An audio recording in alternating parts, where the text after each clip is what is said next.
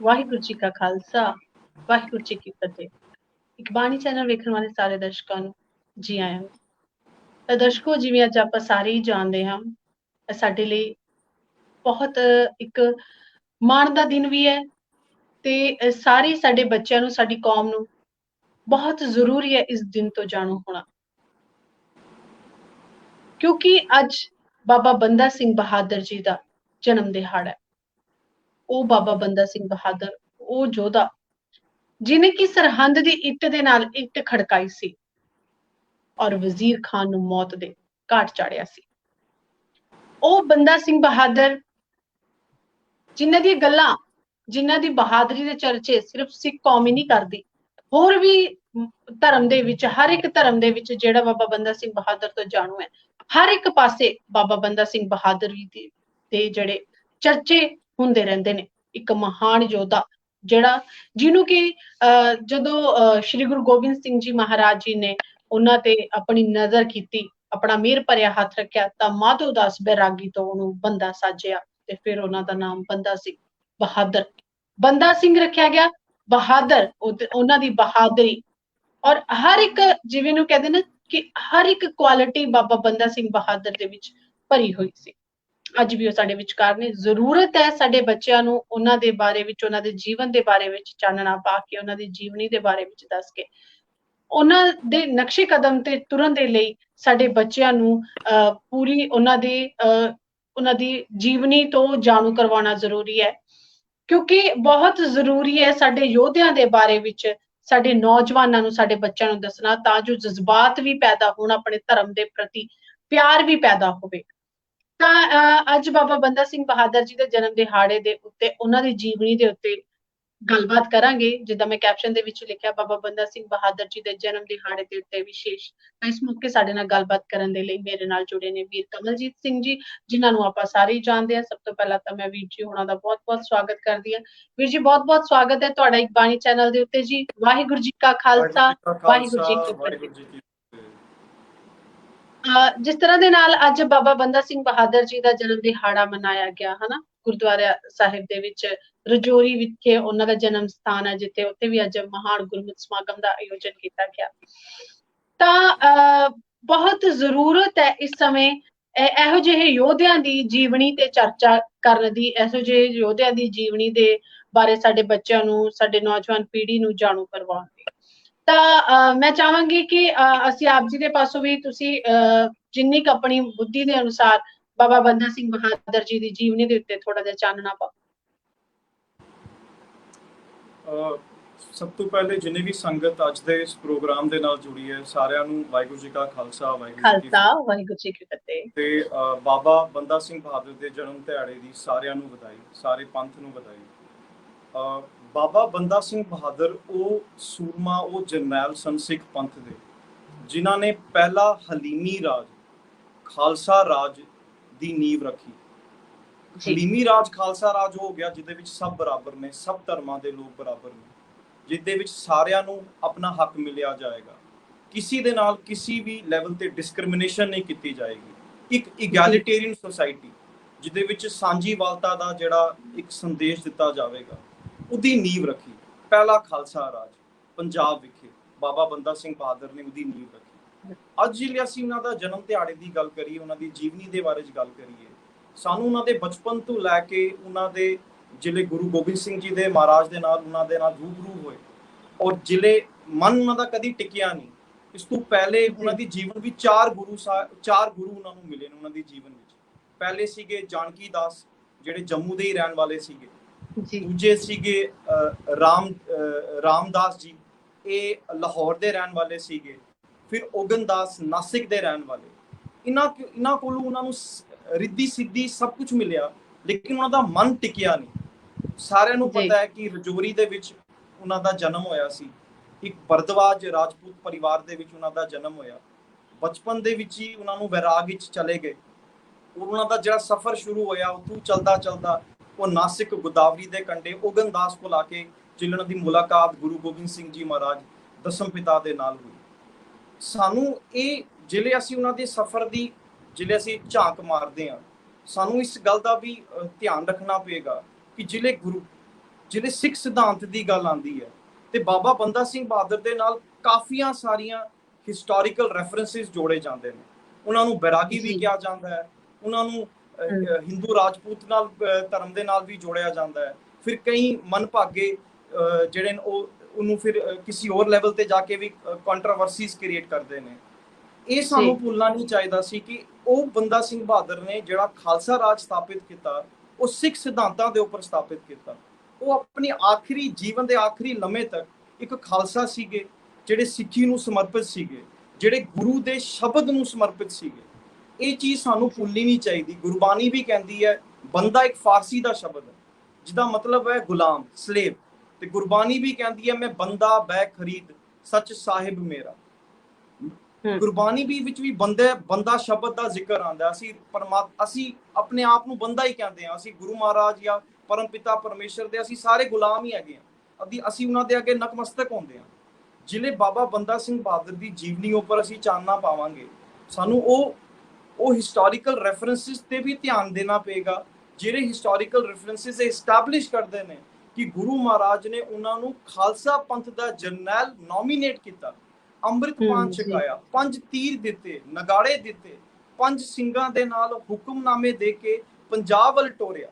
ਔਰ ਜ਼ਿਲ੍ਹੇ ਇੱਕ ਬੰਦਾ ਜਿਹੜੇ ਵੈਰਾਗ ਵਿੱਚ ਹੈ, ਉਸ ਬੰਦੇ ਦਾ ਜੀਵਨ ਕੁਝ ਹੋਰ ਹੈ। ਉਹ ਗੁਰੂ ਗੋਬਿੰਦ ਸਿੰਘ ਮਹਾਰਾਜ ਜੈਸੇ ਮਹਾਂਪੁਰਖ ਦੇ ਨਾਲ ਉਹਨਾਂ ਦਾ ਰੂਬਰੂ ਹੁੰਦਾ ਹੈ। ਉਹ ਉਸ ਬੰਦੇ ਦੇ ਜਿਹੜੇ ਜੀਵਨ ਵਿੱਚ ਪੂਰੀ ਤਬਦੀਲੀ ਆ ਜਾਂਦੀ ਹੈ। ਉਹ ਗੁਰੂ ਮਹਾਰਾਜ ਨੂੰ ਆਪਣੇ ਆਪ ਨੂੰ ਸਬਮਿਟ ਕਰ ਦਿੰਦਾ ਹੈ, ਸਮਰਪਿਤ ਕਰ ਦਿੰਦਾ ਹੈ। ਬਾਕੀ ਗੁਰਬਾਣੀ ਵੀ ਕਹਿੰਦੀ ਹੈ, ਗੁਰੂ ਗੋਬਿੰਦ ਗੁਰੂ ਹੈ, ਨਾਨਕ ਭੇਦ ਨਾ ਪਾਈ। ਬੰਦਾ ਸਿੰਘ ਬਹਾਦਰ ਵੀ ਗੁਰੂ ਗੋਬਿੰਦ ਸਿੰਘ ਜੀ ਮਹਾਰਾਜ ਦੇ ਦਰਸ਼ਨ ਕਰਕੇ ਗੋਡਿਆਂ ਤੇ ਆ ਗਿਆ ਕਿ ਗੁਰੂ ਸਾਹਿਬ, ਮੈਂ ਤੁਹਾਡਾ ਬੰਦਾ, ਜੋ ਤੁਸੀਂ ਹੁਕਮ ਕਰੋਗੇ, ਜੋ ਤੁਹਾਡਾ ਹੁਕਮ ਹੋਏਗਾ ਉਹ ਮੈਂ ਮੰਨਾਂਗਾ। ਤੇ ਗੁਰੂ ਸਾਹਿਬ ਨੇ ਹੁਕਮ ਦਿੱਤਾ ਕਿ ਤੁਹਾਡਾ ਇੱਥੇ ਜੰਗਲਾਂ ਵਿੱਚ ਭਟਕਣਾ ਨਹੀਂ ਹੈ, ਤੁਹਾਡੀ ਜ਼ਿੰਦਗੀ ਦਾ ਲਕਸ਼ ਕੁਝ ਹੋਰ ਹੈ। ਤੁਸੀਂ ਜਿਹੜਾ ਜ਼ੁਲਮ ਹੋ ਰਿਹਾ ਹੈ, ਧਰਮ ਦੇ ਨਾਂ ਤੇ ਲੋਕਾਂ ਨੂੰ ਮਾਰਿਆ ਜਾ ਰਿਹਾ ਹੈ, ਉਹਦਾ ਤੁਸੀਂ ਬਦਲਾ ਲੈਣਾ ਹੈ, ਉਹਨਾਂ ਲੋਕਾਂ ਨੂੰ ਇਨਸਾਫ ਦੇਣਾ ਹੈ। ਤੇ ਗੁਰੂ ਸਾਹਿਬ ਨੇ ਉਹਨਾਂ ਨੂੰ ਤੇਗ ਫੜਾਈ। ਜਿਹੜੇ ਬਾਬਾ ਬੰਦਾ ਸਿੰਘ ਬਹਾਦਰ ਦੀ ਜੀਵਨੀ ਬਾਰੇ ਅਸੀਂ ਅੱਜ ਗੱਲ ਕਰ ਰਹੇ ਹਾਂ, ਸਾਨੂੰ ਇਹ ਵੀ ਦੇਖਣਾ ਚਾਹੀਦਾ ਕਿ ਇਤਿਹਾਸ ਦੀ ਜਿਹੜੀ ਕਿਤਾਬਾਂ ਨੇ, ਅੱਜ ਉੱਥੇ ਸਾਨੂੰ ਕਿਧਰੇ ਵੀ ਬਾਬਾ ਬੰਦਾ ਸਿੰਘ ਬਹਾਦਰ ਦਾ ਜ਼ਿਕਰ ਨਹੀਂ ਆਉਂਦਾ। ਤੁਸੀਂ ਉਹਨਾਂ ਦੀ ਇੰਨਾ ਵੱਡਾ ਸੈਕਰੀਫਾਈਸ ਹੈ, ਮਤਲਬ 750 ਸਿੰਘਾਂ ਨੂੰ ਉਹਨਾਂ ਦੀ ਅੱਖਾਂ ਦੇ ਸਾਹਮਣੇ ਫਾਰੂਕ ਸ਼ਿਆਰ ਨੇ ਲਾਹੌਰੀ ਗੇਟ ਦਿੱਲੀ ਵਿਖੇ ਸਿਰ ਕਤਲ ਕਰ ਦਿੱਤਾ, ਸਿਰ ਕਲਮ ਕਰ ਦਿੱਤਾ, ਤਾਂ ਕਿ ਬਾਬਾ ਬੰਦਾ ਸਿੰਘ ਬਹਾਦਰ ਉਹਨਾਂ ਦਾ ਜਰਨੈਲ ਡੋਲ ਜਾਵੇ, ਕਿ ਉਹ ਆਪਣਾ ਮੰਨ ਜਾਵੇ, ਉਹ ਇਸਲਾਮ ਕਬੂਲ ਕਰ ਲਵੇ, ਆਪਣਾ ਧਰਮ ਛੱਡ ਦੇਵੇ। ਲੇਕਿਨ ਉਹ ਬਾਬਾ ਬੰਦਾ ਸਿੰਘ ਬਹਾਦਰ ਡੋਲੇ ਨਹੀਂ। 750 ਸਿੰਘਾਂ ਦੇ ਸਰ, ਉਹਨਾਂ ਦੀਆਂ ਲਾਸ਼ਾਂ ਉਹਨਾਂ ਦੇ ਅੱਗੇ ਪਈਆਂ, ਲੇਕਿਨ ਉਹਦਾ ਮਨ ਗੁਰੂ ਨਾਲ ਜੁੜਿਆ। ਉਹ ਡੋਲੇ ਨਹੀਂ। ਉਹ ਕਹਿੰਦੇ, ਮੇਰੇ ਸਾਹਮਣੇ ਮੇਰਾ ਗੁਰੂ ਹੈ, ਮੇਰਾ ਬੰਦ ਕੱਟ ਦਿਓਗੇ, ਮੇਰਾ ਗੁਰੂ ਮੇਰੇ ਨਾਲ ਹੈ। ਗੁਰਬਾਣੀ ਵਿੱਚ ਵੀ ਲਿਖਿਆ ਕਿ ਪਹਿਲਾ ਮਰਨ ਕਬੂਲ, ਜੀਵਨ ਕੀ ਛੜਾਸ, ਹੋ ਸਭਨਾ ਕੀ ਰੇਨਕਾ, ਤੋ ਆਓ ਹਮਾਰੇ ਪਾਸ। ਅੱਜ ਅਸੀਂ ਪੰਜਾਬ ਦੇ ਵਿੱਚ ਕਿਸਾਨੀ ਸੰਘਰਸ਼ ਦੇਖ ਰਹੇ ਹਾਂ, ਲੇਕਿਨ ਇਤਿਹਾਸ ਦੇ ਵਿੱਚ, ਅਗਰ ਹਿੰਦੁਸਤਾਨ ਦੇ ਇਤਿਹਾਸ ਦੇ ਵਿੱਚ ਕਿਸੇ ਨੇ ਸਭ ਤੋਂ ਪਹਿਲਾਂ ਜ਼ਮੀਂਦਾਰੀ ਸਿਸਟਮ ਨੂੰ ਖਤਮ ਕੀਤਾ ਪੰਜਾਬ ਦੇ ਵਿੱਚ, ਉਹ ਬਾਬਾ ਬੰਦਾ ਸਿੰਘ ਬਹਾਦਰ ਨੇ ਖਤਮ ਕੀਤਾ। ਉਹਨਾਂ ਨੇ ਗੁਰੂ ਨਾਨਕ ਸਾਹਿਬ, ਗੁਰੂ ਗੋਬਿੰਦ ਸਿੰਘ ਮਹਾਰਾਜ ਦੇ ਸਿੱਕੇ ਚਲਾਏ ਪੰਜਾਬ ਦੇ ਵਿੱਚ। ਉਹਨਾਂ ਨੇ ਲੈਂਡ ਟੂ ਲੈਂਡ ਟਿਲਰਸ, ਜਿਨ੍ਹਾਂ ਕੋਲ ਜ਼ਮੀਨਾਂ ਨਹੀਂ ਸੀਗੀਆਂ, ਉਹਨਾਂ ਨੂੰ ਜ਼ਮੀਨਾਂ ਦਿੱਤੀਆਂ।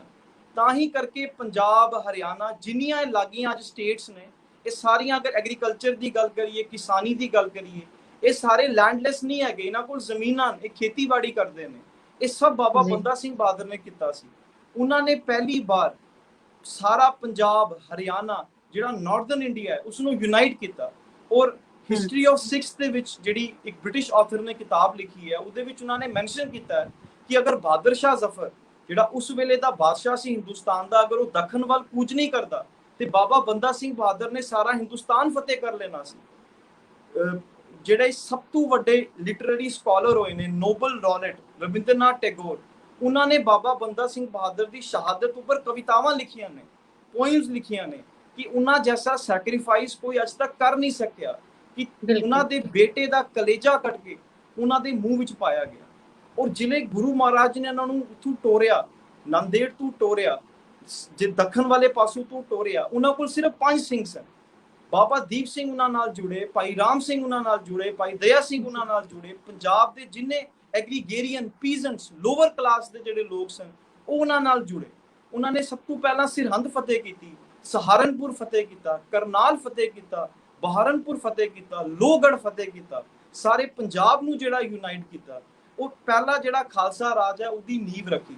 ਤੇ ਜਿਹੜੇ ਅੱਜ ਕੱਲ ਦੇ ਜਿਹੜੇ ਮਨਮਤ ਚੱਲ ਪਈ ਹੈ ਕਿ ਬੰਦਾ ਸਿੰਘ ਬਹਾਦਰ ਨੂੰ ਵੈਰਾਗੀ ਕਹਿ ਦਿੰਦੇ ਨੇ, ਸਿੱਖੀ ਫਿਲਾਸਫੀ ਵਿੱਚ ਤੇ ਵੈਰਾਗੀ ਹੈ ਹੀ ਨਹੀਂ ਹੈ।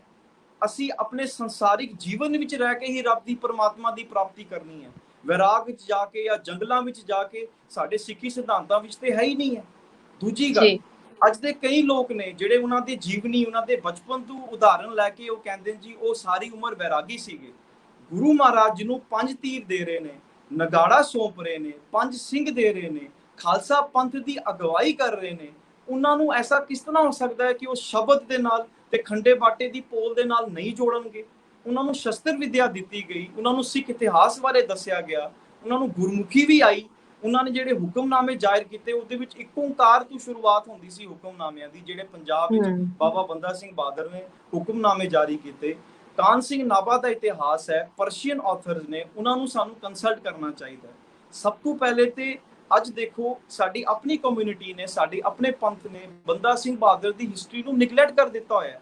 ਅੱਜ ਕਿੰਨਾ ਵੱਡਾ ਜਨਮ ਦਿਹਾੜਾ ਹੈ, ਲੇਕਿਨ ਕੋਈ ਸਾਡੀ ਕਮਿਊਨਿਟੀ ਲੈਵਲ ਤੇ ਨਾ ਕੋਈ ਸੈਮੀਨਾਰ ਹੋ ਰਿਹਾ ਹੈ, ਨਾ ਕੋਈ ਕਿਧਰੇ ਸਮਾਗਮ ਹੋ ਰਿਹਾ ਹੈ, ਨਾ ਗੁਰਦੁਆਰਿਆਂ ਵਿੱਚ ਪ੍ਰੋਗਰਾਮ ਹੋ ਰਹੇ ਨੇ, ਨਾ ਸਾਡੇ ਬੱਚਿਆਂ ਨੂੰ ਉਹਨਾਂ ਦੇ ਕੰਟਰੀਬਿਊਸ਼ਨਸ, ਉਹਨਾਂ ਦੇ ਸੈਕਰੀਫਾਈਸਿਸ ਦੇ ਬਾਰੇ ਪਤਾ ਹੈ। ਜਿਹੜਾ ਉਹਨਾਂ ਨੇ ਪਹਿਲਾ ਹਲੀਮੀ ਰਾਜ ਜਾਂ ਖਾਲਸਾ ਰਾਜ ਸਥਾਪਿਤ ਕੀਤਾ, ਨਾ ਉਹਦੇ ਬਾਰੇ ਕਿਸੇ ਬੱਚਿਆਂ ਨੂੰ ਉਹਦੇ ਬਾਰੇ ਕਿਸੇ ਨੂੰ ਪਤਾ ਹੈ।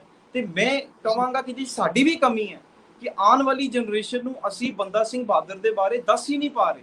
ਤਾਂ ਕਰਕੇ ਜਿੰਨੇ ਸਕਾਲਰਸ ਨੇ ਵੱਖ-ਵੱਖ ਧਰਮਾਂ ਤੋਂ ਜਾਂ ਵੱਖ-ਵੱਖ ਕਮਿਊਨਿਟੀਜ਼ ਤੋਂ, ਉਹ ਆਪਣੇ ਨੈਰੇਟਿਵਸ, ਆਪਣੇ ਪਰਸਪੈਕਟਿਵਸ ਬੰਦਾ ਸਿੰਘ ਬਹਾਦਰ ਦੀ ਹਿਸਟਰੀ ਦੇ ਨਾਲ ਜੋੜ ਰਹੇ ਨੇ, ਜੋ ਕਿ ਪੂਰੀ ਤਰ੍ਹਾਂ ਗਲਤ ਹੈ। ਗੁਰੂ ਗੋਬਿੰਦ ਸਿੰਘ ਮਹਾਰਾਜ ਜੈਸੀ ਮਹਾਂਪੁਰਖ, ਉਹਨਾਂ ਨੇ ਹੀ ਸੋਝੀ ਬਖਸ਼ੀ ਸੀ ਬਾਬਾ ਬੰਦਾ ਸਿੰਘ ਬਹਾਦਰ ਨੂੰ। ਜੇ ਉਹ ਸੋਝੀ ਨਾ ਬਖਸ਼ਦੇ ਤੇ ਬਾਬਾ ਬੰਦਾ ਸਿੰਘ ਬਹਾਦਰ ਦਾ ਸ਼ਾਇਦ ਸਾਰਾ ਜੀਵਨ ਵੈਰਾਗ ਵਿੱਚ ਨਿਕਲ ਜਾਣਾ ਸੀ।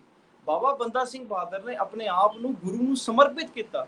ਜਿਸ ਤਰ੍ਹਾਂ 1699 ਦੀ ਵਿਸਾਖੀ ਵਿੱਚ 5 ਪਿਆਰਿਆਂ ਨੇ ਆਪਣਾ ਸਿਰ ਦੇ ਕੇ ਖਾਲਸਾ ਪੰਥ ਸਾਜਿਆ ਸੀ, ਉਸੇ ਤਰ੍ਹਾਂ ਬਾਬਾ ਬੰਦਾ ਸਿੰਘ ਬਹਾਦਰ ਨੇ ਖਾਲਸਾ ਪੰਥ ਦੀ ਅਗਵਾਈ ਕਰਨ ਤੋਂ ਪਹਿਲੇ ਗੁਰੂ ਮਹਾਰਾਜ ਨੂੰ ਆਪਣਾ ਆਪ ਸਾਰਾ ਸਮਰਪਿਤ ਕਰ ਦਿੱਤਾ ਸੀ।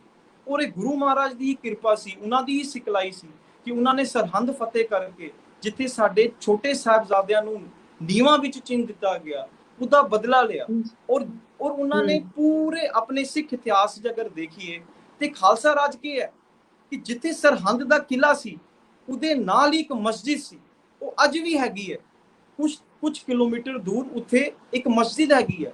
ਜ਼ਿਲ੍ਹੇ ਬਾਬਾ ਬੰਦਾ ਸਿੰਘ ਬਹਾਦਰ ਨੇ ਸਰਹੰਦ ਫਤਿਹ ਕੀਤਾ, ਉਹਨਾਂ ਨੇ ਮਸਜਿਦਾਂ ਜਾਂ ਕਿਸੇ ਵੀ ਗਿਰਜਾ ਘਰ ਜਾਂ ਕੋਈ ਵੀ ਜਿਹੜਾ ਕਿਸੇ ਵੀ ਧਰਮ ਦਾ ਜਿਹੜਾ ਸਥਾਨ ਸੀਗਾ, ਉਹਨਾਂ ਨੇ ਨਹੀਂ ਤੋੜਿਆ, ਉਸਨੂੰ ਹੱਥ ਵੀ ਨਹੀਂ ਲਗਾਇਆ, ਕਿਉਂਕਿ ਉਹਨਾਂ ਦੀ ਜਿਹੜੀ ਲੜਾਈ ਸੀ ਉਹ ਜ਼ੁਲਮ ਦੇ ਖਿਲਾਫ ਸੀ, ਕਿਸੇ ਧਰਮ ਦੇ ਖਿਲਾਫ ਨਹੀਂ ਸੀ। ਜਗਜੀਤ ਸਿੰਘ ਲਿਖਦੇ ਨੇ, ਜਿਹੜੇ ਸਿੱਖ ਰੈਵੋਲੂਸ਼ਨ ਦੇ ਰਾਈਟਰ ਨੇ, ਕਿ ਬੰਦਾ ਸਿੰਘ ਬਹਾਦਰ ਨੇ ਪਲੇਬੀਅਨ ਮਿਸ਼ਨ ਤੇ ਇਗੈਲਿਟੇਰੀਅਨ ਸੁਸਾਇਟੀ ਦੀ ਨੀਂਹ ਰੱਖੀ, ਪਹਿਲਾ ਸਿੱਖ ਰਾਜ ਜਿਹੜਾ ਸਥਾਪਿਤ ਕੀਤਾ। ਜਿੱਦੋਂ ਫਿਰ ਇੱਕ ਜਿਹੜਾ ਸਫ਼ਰ ਸ਼ੁਰੂ ਹੁੰਦਾ ਹੈ ਪੰਜਾਬ ਦਾ, ਜਿਹਦੇ ਵਿੱਚ ਉਹ ਚੱਲਦਾ ਹੈ, ਫਿਰ ਮਿਸਲਾਂ ਬੰਦੀਆਂ ਨੇ, ਤੇ ਫਿਰ ਸ਼ੇਰੇ ਪੰਜਾਬ ਮਹਾਰਾਜਾ ਰਣਜੀਤ ਸਿੰਘ ਸਿੱਖ ਅੰਪਾਇਰ ਦੀ ਇੱਕ ਬਹੁਤ ਵੱਡੇ ਸਾਮਰਾਜ ਦੀ ਨੀਂਹ ਰੱਖਦੇ ਨੇ। ਇਹ ਸਫ਼ਰ ਇੱਥੋਂ ਸ਼ੁਰੂ ਹੁੰਦਾ ਹੈ। ਔਰ ਸਰਹੰਦ ਦੀ ਜੰਗ ਵਿੱਚ ਬਾਬਾ ਦੀਪ ਸਿੰਘ ਜੀ ਨੇ ਵੀ ਬਾਬਾ ਬੰਦਾ ਸਿੰਘ ਬਹਾਦਰ ਜੀ ਦਾ ਸਾਥ ਦਿੱਤਾ। ਔਰ ਇਸ ਇਤਿਹਾਸ ਨੂੰ ਕਿਧਰੇ ਨਾ ਕਿਧਰੇ ਹੁਣ ਤੋੜਿਆ ਜਾ ਰਿਹਾ ਹੈ। ਆਪਣੇ ਵਰਜਨਸ, ਆਪਣੇ ਨੈਰੇਟਿਵਸ ਇਹਦੇ ਵਿੱਚ ਐਡ ਕੀਤੇ ਜਾ ਰਹੇ ਨੇ। ਸਾਡੀ ਜਿਹੜੇ ਸਿੱਖ ਰੈਫਰੈਂਸਿਸ ਨੇ ਜਾਂ ਸਿੱਖ ਹਿਸਟੋਰੀਕਲ ਜਿਹੜੇ ਸਕਾਲਰਸ ਦਾ ਕੰਮ ਕੀਤਾ ਹੋਇਆ ਹੈ, ਉਸਨੂੰ ਕਿਤੇ ਨਾ ਕਿਤੇ ਉਹਦੇ ਕਾਊਂਟਰ ਨੈਰੇਟਿਵਸ ਕ੍ਰੀਏਟ ਕੀਤੇ ਜਾ ਰਹੇ ਨੇ। ਸਾਨੂੰ ਆਪਣੇ ਆਪ ਨੂੰ ਜਾਗਰੂਕ ਹੋਣਾ ਪਏਗਾ, ਕਿਉਂਕਿ ਗੁਰਬਾਣੀ ਵਿੱਚ ਤੇ ਹੈਗਾ ਹੀ ਹੈ ਨਾ ਕਿ ਸੂਰਾ ਸੋ ਪਹਿਚਾਨੀਏ ਜੋ ਲੜੇ ਦੀਨ ਕੇ ਹੇਤ, ਪੁਰਜਾ ਕੱਟ ਮਰੇ ਕਬੂ ਨਾ ਛਾੜੇ ਖੇਤ। ਗੁਰੂ ਗ੍ਰੰਥ ਸਾਹਿਬ ਜੀ ਮਹਾਰਾਜ ਸਪਸ਼ਟ ਲਫ਼ਜ਼ਾਂ ਵਿੱਚ ਕੀਤਾ ਹੋਇਆ ਹੈ। ਤੇ ਉਹ ਇਤਿਹਾਸ ਵਿੱਚ ਤੁਹਾਨੂੰ ਸਿੱਖ ਇਤਿਹਾਸ ਵਿੱਚ ਦੇਖਣ ਨੂੰ ਮਿਲੇਗਾ। ਜੋ ਗੁਰੂ ਗ੍ਰੰਥ ਸਾਹਿਬ ਜੀ ਮਹਾਰਾਜ ਵਿੱਚ ਤੁਹਾਨੂੰ ਬਾਣੀ ਮਿਲਦੀ ਹੈ, ਉਹ ਸਾਡੇ ਸੂਰਮਿਆਂ ਨੇ, ਸਾਡੇ ਜਰਨੈਲਾਂ ਨੇ, ਮਹਾਂਪੁਰਖ ਨੇ ਸੱਚ ਕਰਕੇ ਵਿਖਾਇਆ।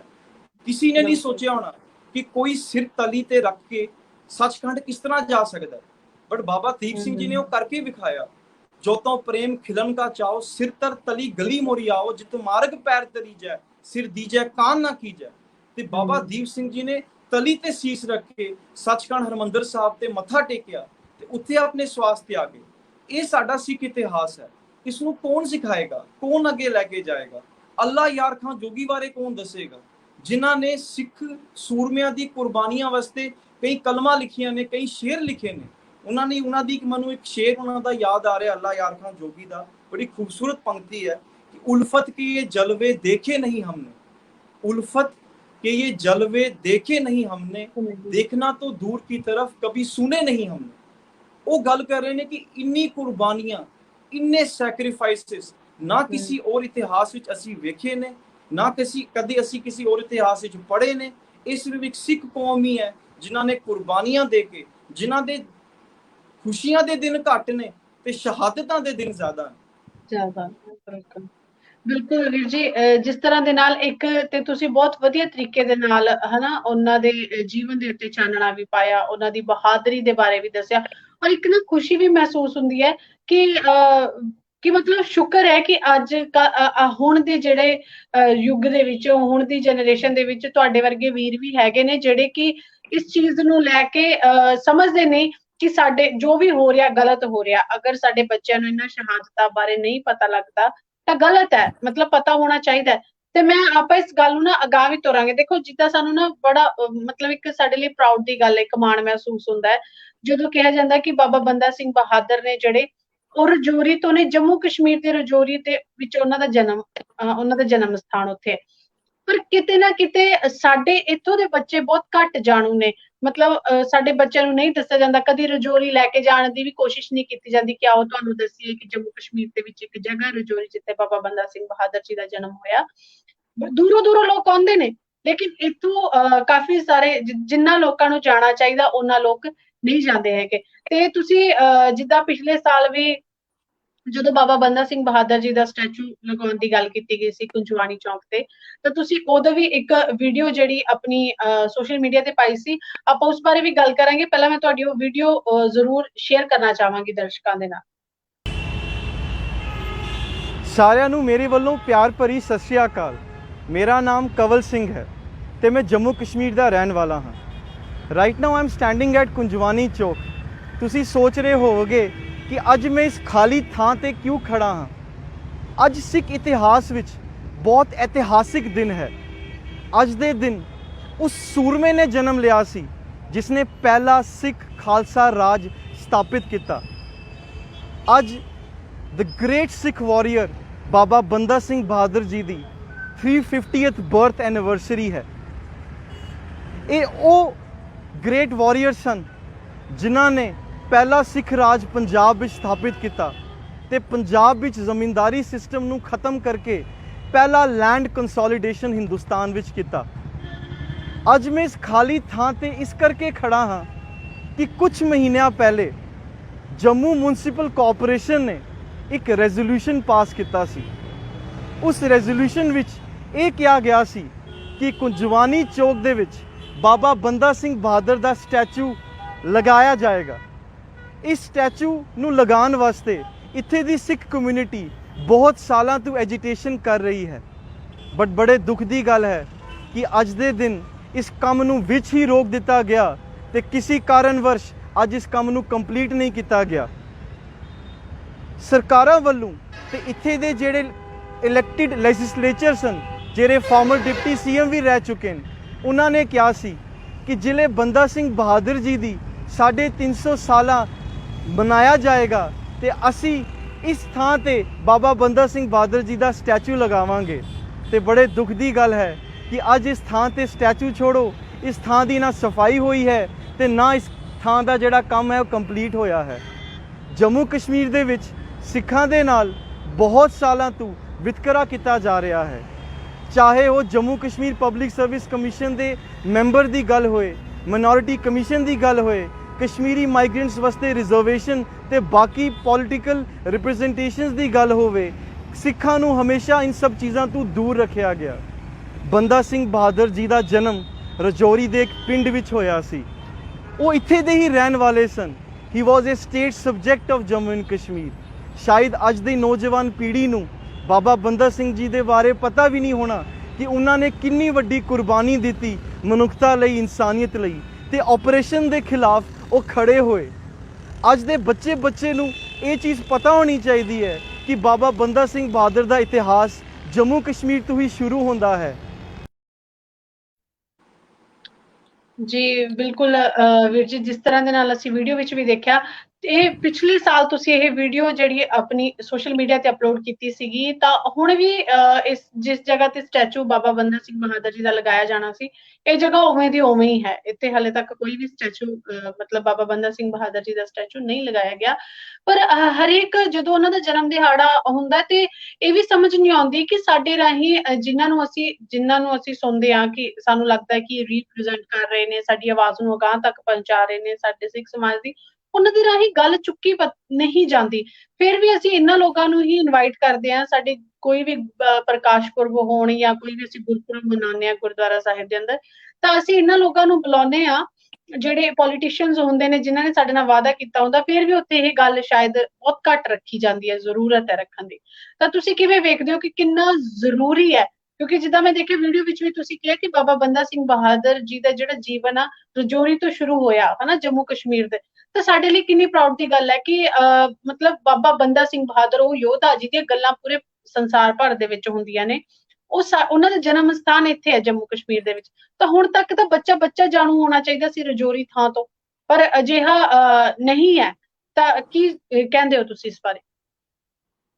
ਬੜੀ ਦੁੱਖ ਵਾਲੀ ਗੱਲ ਹੈ ਰਮਨ ਭੈਣ ਜੀ, ਕਿਉਂਕਿ ਮੈਨੂੰ ਹਾਲੇ ਵੀ ਯਾਦ ਹੈ ਕਿ last year Jammu municipal corporation ਨੇ, ਉਹਨਾਂ ਦੇ ਕਾਉਂਸਲਰਸ ਨੇ ਇੱਕ ਰੈਜ਼ੋਲੂਸ਼ਨ ਪਾਸ ਕੀਤਾ ਸੀ ਕਿ ਜਿਹੜਾ ਕੁੰਜਵਾਨੀ ਚੌਕ ਹੈ, ਉਹ ਸਿੱਖਾਂ ਦੀ ਬਹੁਤ ਸਾਲਾਂ ਦੀ ਮੰਗ ਹੈ ਕਿ ਕੁੰਜਵਾਨੀ ਚੌਕ ਨੂੰ ਬਾਬਾ ਬੰਦਾ ਸਿੰਘ ਬਹਾਦਰ ਚੌਕ ਨਾਮ ਰੱਖਿਆ ਜਾਵੇ, ਤੇ ਉਸ ਚੌਕ ਦੇ ਜਿਹੜਾ ਸੈਂਟਰਲ ਪਾਰਕ ਹੈ ਉਹਦੇ ਵਿੱਚ ਵੱਡਾ ਜਿਹਾ ਬਾਬਾ ਬੰਦਾ ਸਿੰਘ ਬਹਾਦਰ ਜੀ ਦਾ ਸਟੈਚੂ ਜਿਹੜਾ ਉਹ ਸਥਾਪਿਤ ਕੀਤਾ ਜਾਵੇ।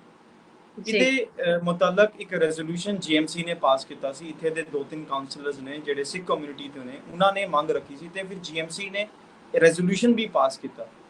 ਅੱਜ ਰੈਜ਼ੋਲੂਸ਼ਨ ਨੂੰ ਪਾਸ ਹੋਏ ਤਕਰੀਬਨ 1.5 ਸਾਲ ਤੋਂ ਉੱਪਰ ਹੋ ਗਿਆ, ਔਰ ਇਸ ਤੋਂ ਪਹਿਲੇ ਵੀ ਬਹੁਤ ਵਾਅਦੇ ਕੀਤੇ ਗਏ ਸਿੱਖ ਕਮਿਊਨਿਟੀ ਦੇ ਨਾਲ, ਲੇਕਿਨ ਕਦੀ ਵੀ ਇਨ ਵਾਅਦਿਆਂ ਨੂੰ ਪੂਰਾ ਨਹੀਂ ਕੀਤਾ ਗਿਆ। ਔਰ ਕੁੰਜਵਾਨੀ ਚੌਕ ਦਾ ਨਾਮ ਹਾਲੇ ਵੀ ਕੁੰਜਵਾਨੀ ਚੌਕ ਹੀ ਹੈ। ਔਰ ਤੁਹਾਨੂੰ ਮੈਂ ਇਸ ਵੀਡੀਓ ਵਿੱਚ ਵੀ ਤੁਸੀਂ ਵੇਖ ਰਹੇ ਹੋਣੇ ਕਿ ਇਹਨਾਂ ਨੇ ਇੱਕ ਪਲੇਟਫਾਰਮ ਤਿਆਰ ਕੀਤਾ ਸੀ ਬਾਬਾ ਬੰਦਾ ਸਿੰਘ ਬਹਾਦਰ ਦਾ ਸਟੈਚੂ ਲਗਾਉਣ ਵਾਸਤੇ, ਉਹ ਸਟੈਚੂ ਵੀ ਇਹਨਾਂ ਨੇ ਨਹੀਂ ਲਗਾਇਆ। ਉਹ ਪਾਰਕ ਉਸੇ ਤਰ੍ਹਾਂ ਦਾ ਹੀ ਪਿਆ ਹੋਇਆ ਹੈ। ਬਹੁਤ ਸਾਰੇ ਸੰਗਠਨ ਨੇ ਇੱਥੇ ਜਿਹੜੇ ਵੱਖ-ਵੱਖ ਕਮਿਊਨਿਟੀ ਨੂੰ ਬਿਲੋਂਗ ਕਰਦੇ ਨੇ, ਜੰਮੂ ਕਸ਼ਮੀਰ ਦੇ ਡੋਗਰਾ ਸੰਗਠਨ ਨੇ, ਉਹਨਾਂ ਨੇ ਇਸ ਦੀ ਆਬਜੈਕਸ਼ਨ ਰੇਜ਼ ਕੀਤੀ ਸੀ ਕਿ ਬਾਬਾ ਬੰਦਾ ਸਿੰਘ ਬਹਾਦਰ ਦਾ ਇੱਥੇ ਸਟੈਚੂ ਨਹੀਂ ਲੱਗਣਾ ਚਾਹੀਦਾ, ਇੱਥੇ ਮਹਾਰਾਜਾ ਗੁਲਾਬ ਸਿੰਘ ਦਾ ਸਟੈਚੂ ਲੱਗਣਾ ਚਾਹੀਦਾ। ਮੈਂ ਸਾਰਿਆਂ ਕੋਲੋਂ ਸਵਾਲ ਪੁੱਛਿਆ ਸੀ ਕਿ ਬਾਬਾ ਬੰਦਾ ਸਿੰਘ ਬਹਾਦਰ ਦਾ ਜਨਮ ਤੇ ਜੰਮੂ ਕਸ਼ਮੀਰ ਵਿੱਚ ਹੀ ਹੋਇਆ ਸੀ, ਰਜੌਰੀ ਥਾਂ ਵਿੱਚ ਹੀ ਉਹਨਾਂ ਦਾ ਜਨਮ ਹੋਇਆ ਸੀ। ਉਹ ਤੇ ਜੰਮੂ ਦੇ ਹੀ ਸਟੇਟ ਸਬਜੈਕਟ ਸਨ, ਉਹ ਤੇ ਕੋਈ ਪੰਜਾਬ ਵਿੱਚ ਉਹਨਾਂ ਦਾ ਜਨਮ ਨਹੀਂ ਹੋਇਆ। ਉਹ ਤੇ ਸਾਡੇ ਹੀ ਜਰਨੈਲ ਸੀਗੇ ਜਿਨ੍ਹਾਂ ਨੇ ਪਹਿਲੇ ਸਿੱਖ ਰਾਜ ਦੀ ਸਥਾਪਨਾ ਕੀਤੀ, ਤੇ ਤੁਸੀਂ ਆਪ ਹੀ ਕਹਿ ਰਹੇ ਹੋ ਕਿ ਬਾਬਾ ਬੰਦਾ ਸਿੰਘ ਬਹਾਦਰ ਦਾ ਸਟੈਚੂ ਨਹੀਂ ਲੱਗਣਾ ਚਾਹੀਦਾ। ਤੁਹਾਡੀ ਆਉਣ ਵਾਲੀ ਪੀੜ੍ਹੀ ਨੂੰ ਪਤਾ ਹੀ ਨਹੀਂ ਹੈ। ਚਲੋ ਸਿੱਖ ਕਮਿਊਨਿਟੀ ਦੇ ਵਿੱਚ ਤੁਹਾਨੂੰ ਫਿਰ ਲੋਕ ਮਿਲ ਜਾਣਗੇ ਜਿਨ੍ਹਾਂ ਨੂੰ ਬਾਬਾ ਬੰਦਾ ਸਿੰਘ ਬਹਾਦਰ ਦੇ ਬਾਰੇ ਪਤਾ ਹੈ, ਉਹਨਾਂ ਦੇ ਇਤਿਹਾਸ ਬਾਰੇ ਪਤਾ ਹੈ, ਬਟ ਜਿਹੜੀ ਇਹਨਾਂ ਦੀ ਡੋਗਰਾ ਕਮਿਊਨਿਟੀ ਹੈ ਉਹਨਾਂ ਵਿੱਚੋਂ ਤੇ ਕਿਸੇ ਨੂੰ ਪਤਾ ਵੀ ਨਹੀਂ ਹੈ ਕਿ ਜਿਹੜਾ ਰਜੌਰੀ ਵਿੱਚ ਗੁਰਦੁਆਰਾ ਹੈ, ਉਸ ਗੁਰਦੁਆਰੇ ਦੇ ਥਾਂ ਹੀ ਬਾਬਾ ਬੰਦਾ ਸਿੰਘ ਬਹਾਦਰ ਦਾ ਜਨਮ ਹੋਇਆ ਸੀ। ਔਰ ਉਹਨਾਂ ਨੇ ਕਿੰਨਾ ਵੱਡਾ ਸੈਕਰੀਫਾਈਸ ਕੀਤਾ ਹਿਊਮੈਨਿਟੀ ਲਈ, ਔਰ ਉਹਨਾਂ ਨੇ ਜੋ ਖਾਲਸਾ ਰਾਜ ਦੀ ਸਥਾਪਨਾ ਕੀਤੀ ਹੈ ਪੰਜਾਬ ਦੇ ਵਿੱਚ, ਉਹਦੇ ਬਾਰੇ ਕਿਸੇ ਨੂੰ ਨਹੀਂ ਪਤਾ। ਤੇ ਮੈਂ ਇਸ ਨੂੰ ਕੀ ਸਮਝਾਂ? ਇੱਕ ਕਮਿਊਨਿਟੀ ਵਾਸਤੇ ਹੇਟਡ ਸਮਝਾਂ, ਪੋਲਿਟਿਕਸ ਸਮਝਾਂ, ਜਾਂ ਕਈ ਲੋਕਾਂ ਨੂੰ ਆਦਤ ਹੈ ਕੰਟਰੋਵਰਸੀ ਕ੍ਰੀਏਟ ਕਰਨ ਦੀ, ਜਦ ਕਿ ਬੰਦਾ ਸਿੰਘ ਬਹਾਦਰ ਦਾ ਸਿਰਫ ਸਟੈਚੂ ਨਹੀਂ ਲੱਗਣਾ ਚਾਹੀਦਾ। ਸਾਡੀਆਂ ਐਨਸੀਆਰਟੀਆਂ ਦੀ ਜਿਹੜੀ ਕਿਤਾਬਾਂ ਨੇ ਉਹਨਾਂ ਉੱਪਰ ਪੂਰਾ ਚੈਪਟਰ ਹੋਣਾ ਚਾਹੀਦਾ। ਜੰਮੂ ਕਸ਼ਮੀਰ ਦੇ ਵਿੱਚ ਜਿਹੜੀ ਐਨਸੀਆਰਟੀ ਦੀ ਕਿਤਾਬਾਂ ਸਨ, ਉਹਨਾਂ ਵਿੱਚ ਜੰਮੂ ਕਸ਼ਮੀਰ ਦਾ local culture, local religion, art, ਸਾਰਿਆਂ ਦੇ ਬਾਰੇ ਚੈਪਟਰਸ ਇਨਕਲੂਡ ਕੀਤੇ ਗਏ। ਜੰਮੂ ਕਸ਼ਮੀਰ ਦੀ ਹਿਸਟਰੀ ਬਾਰੇ ਵੀ ਚੈਪਟਰ ਇਨਕਲੂਡ ਕੀਤੇ ਗਏ। ਉਨ ਚੈਪਟਰਸ ਦੇ ਵਿੱਚ ਬਾਬਾ ਬੰਦਾ ਸਿੰਘ ਬਹਾਦਰ ਦਾ ਜ਼ਿਕਰ ਕਿਉਂ ਨਹੀਂ ਹੈ?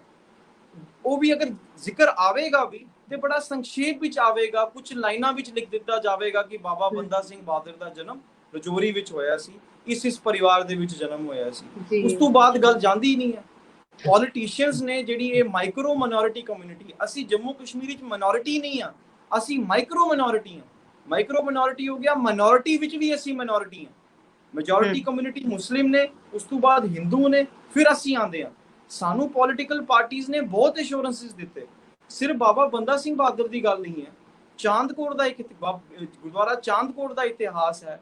ਮਹਾਰਾਜਾ ਰਣਜੀਤ ਸਿੰਘ ਜੀ ਦੇ ਊੜੀ ਵਿੱਚ ਕਿਲੇ ਨੇ, ਕਿਲਾ ਦਰਿਹਾਲ ਹੈ ਨੌਸ਼ਹਿਰਾ ਦੇ ਵਿੱਚ, ਸਾਡੇ ਪੁਰਾਤਨ ਗੁਰਦੁਆਰਾ ਸਾਹਿਬ ਨੇ ਮਟਨ ਵਿੱਚ, ਬਾਰਾਮੂਲੇ ਵਿੱਚ, ਕਸ਼ਮੀਰ ਵਿੱਚ।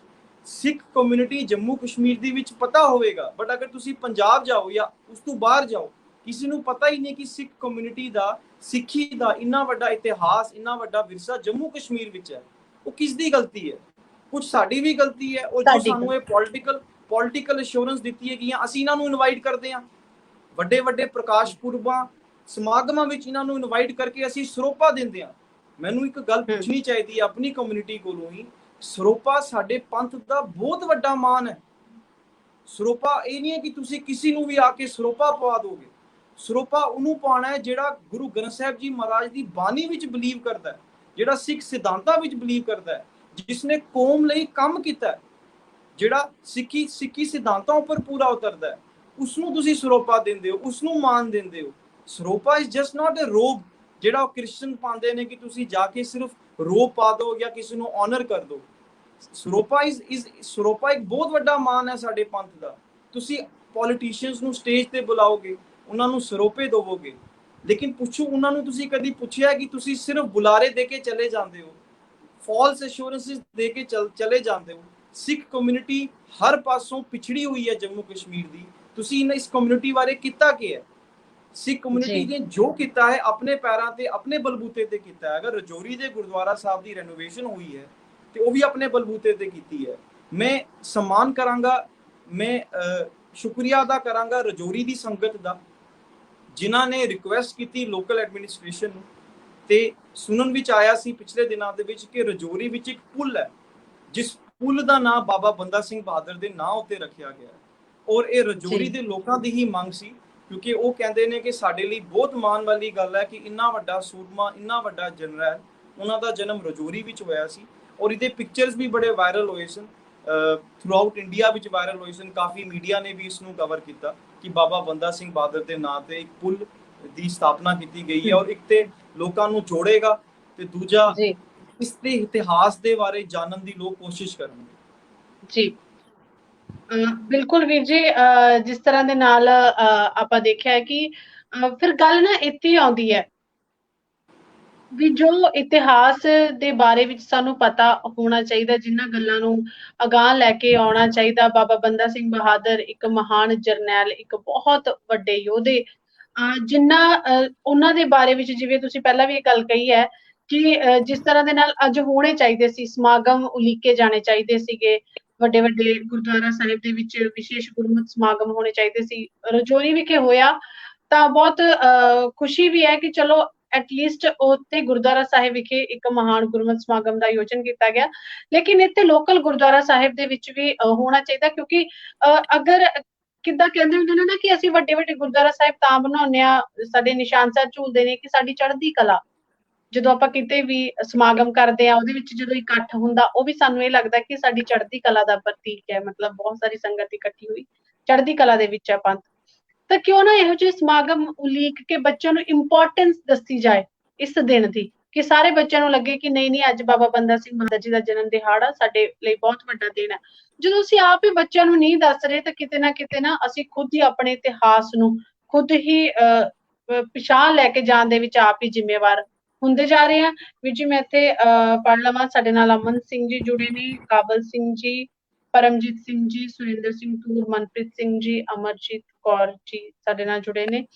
ਤੇ ਹਰ ਕੋਈ ਇਸ ਸਮੇਂ ਜੰਮੂ ਕਸ਼ਮੀਰ ਦੇ ਵਿੱਚ ਸਿੱਖ ਕਮਿਊਨਿਟੀ ਦੇ ਨਾਲ ਜੁੜਿਆ। ਜਿਵੇਂ ਹੁਣ ਰਾਜਪੂਤ ਪਰਿਵਾਰ ਦੇ ਵਿੱਚ ਸਨ ਬਾਬਾ ਬੰਦਾ ਸਿੰਘ ਬਹਾਦਰ ਜੀ, ਤੇ ਕਿਤੇ ਨਾ ਕਿਤੇ ਰਾਜਪੂਤ ਜਿਹੜਾ ਪਰਿਵਾਰ ਹੈ ਉਹ ਵੀ ਮਾਣ ਮਹਿਸੂਸ ਕਰਦਾ ਕਿ ਇੱਕ ਯੋਧਾ ਜਿਹੜਾ ਸਾਡੀ ਕਮਿਊਨਿਟੀ ਦੇ ਵਿੱਚੋਂ ਨਿਕਲੇ ਨੇ, ਹਨਾ, ਸਾਡੀ ਕਮਿਊਨਿਟੀ ਨਾਲ ਸੰਬੰਧ ਰੱਖਦੇ ਨੇ। ਫਿਰ ਉਹ ਗੁਰੂ ਸਾਹਿਬ ਦੀ ਮਿਹਰ ਹੋਈ ਉਹਨਾਂ ਦੇ ਉੱਤੇ, ਤਾਂ ਉਹਨਾਂ ਨੂੰ ਸਿੱਖ ਧਰਮ ਦੀ ਜਿਹੜੀ ਸਿਧਾਂਤਾਂ ਦੇ ਬਾਰੇ ਵਿੱਚ ਜਾਣੂ ਹੋਏ, ਉਸ ਧਰਮ ਦੇ ਅਨੁਸਾਰ ਉਹਨਾਂ ਨੇ ਉਹ ਫਿਲਾਸਫੀ ਤੇ ਚੱਲੇ।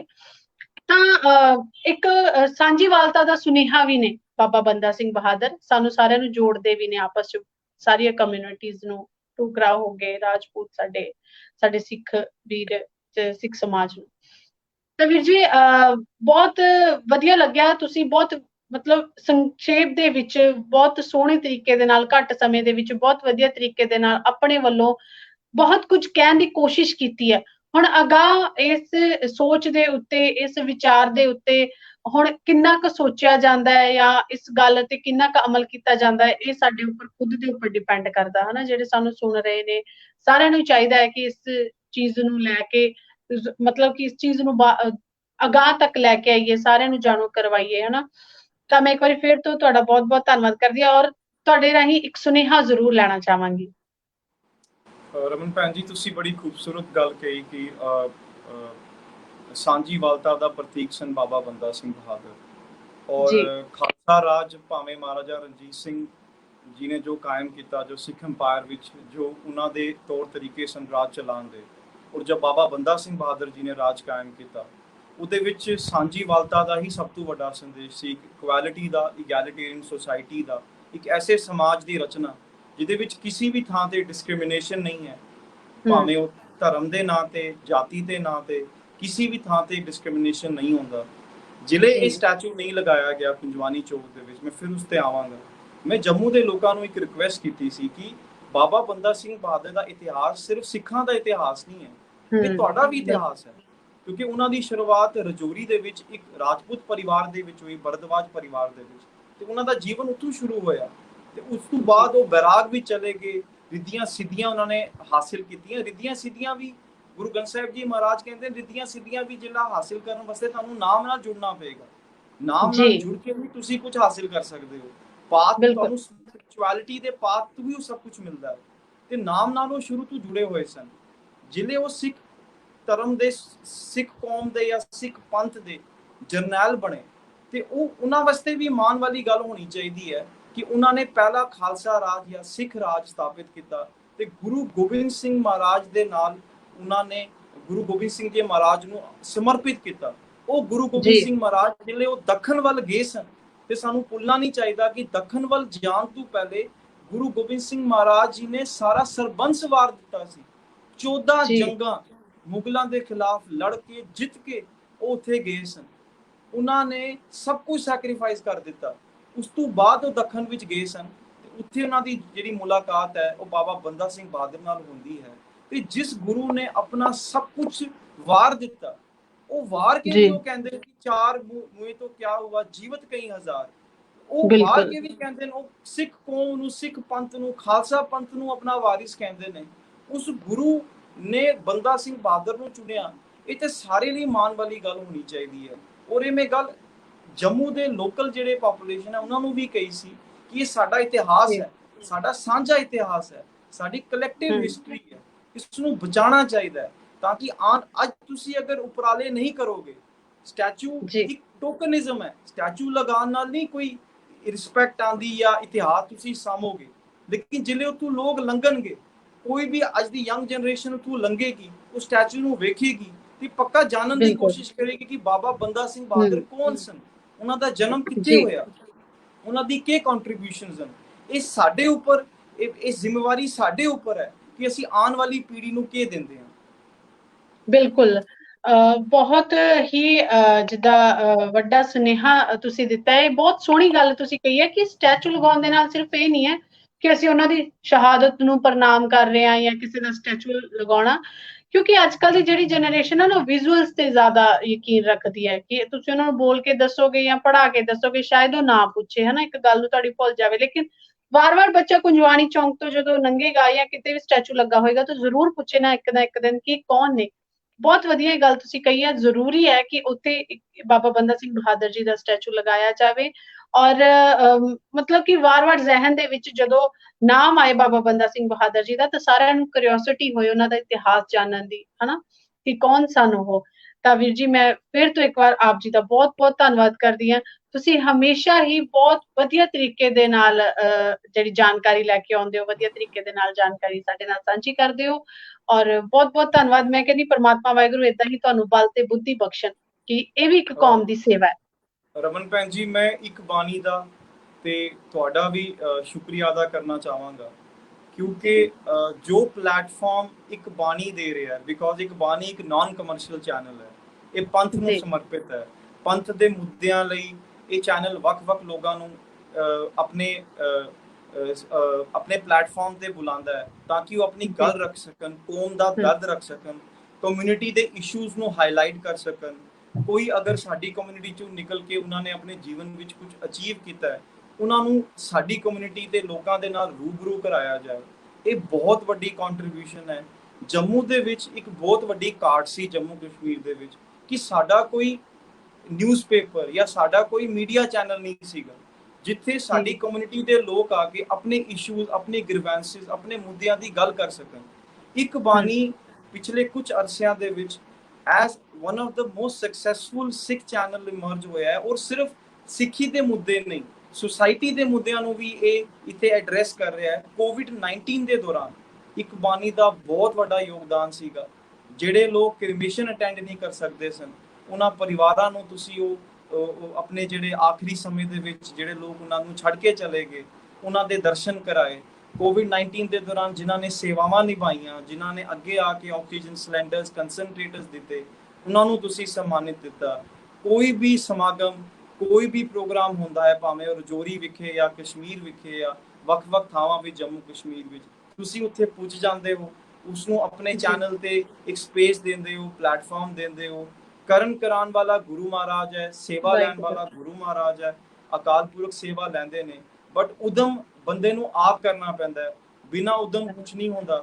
ਤੇ ਜੋ ਉਦਮ ਇੱਕ ਬਾਣੀ ਦੇ ਤੇ ਉਹਦੀ ਸਾਰੀ ਟੀਮ ਨੇ ਕੀਤਾ ਹੈ, ਜੋ ਉਪਰਾਲਾ ਕੀਤਾ ਹੈ, ਇਹਦਾ ਸਾਰੀ ਕਮਿਊਨਿਟੀ ਵੱਲੋਂ ਮੈਂ ਧੰਨਵਾਦ ਕਰਦਾ ਤੁਹਾਡਾ।